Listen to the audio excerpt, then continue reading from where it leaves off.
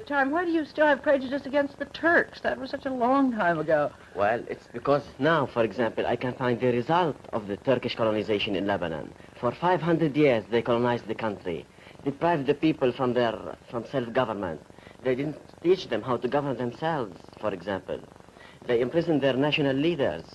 They made them starve in the First World War, that 2 million Lebanese had to immigrate from Lebanon to other parts of the world so that they can feed themselves.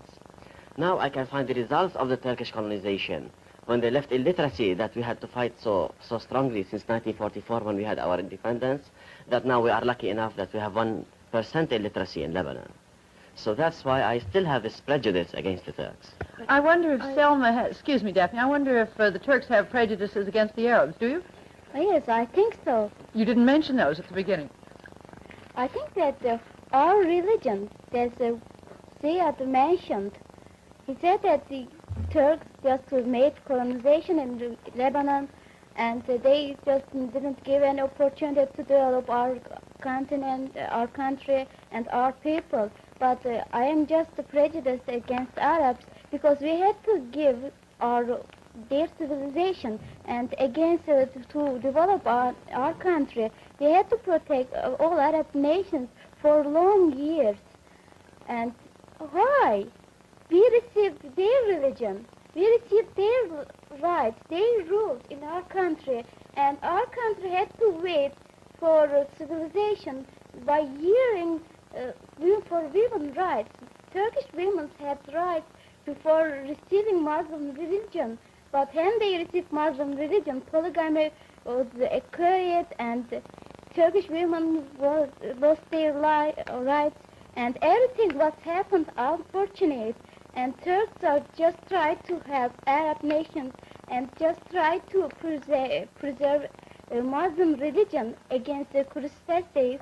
And he mentioned that Turks just made colonization. What did they do in Turkey?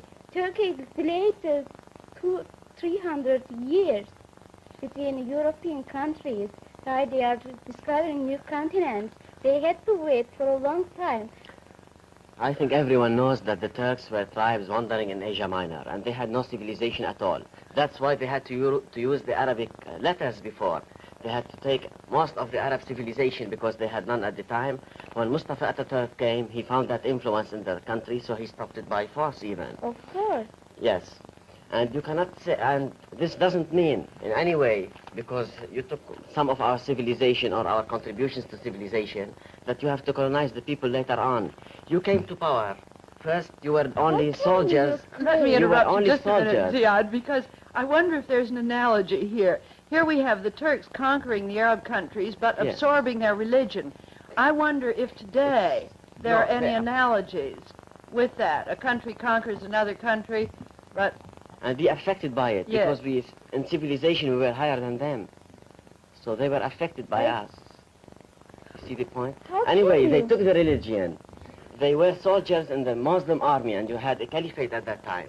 Then they came to power there, their soldiers, and they had the Ottoman Empire.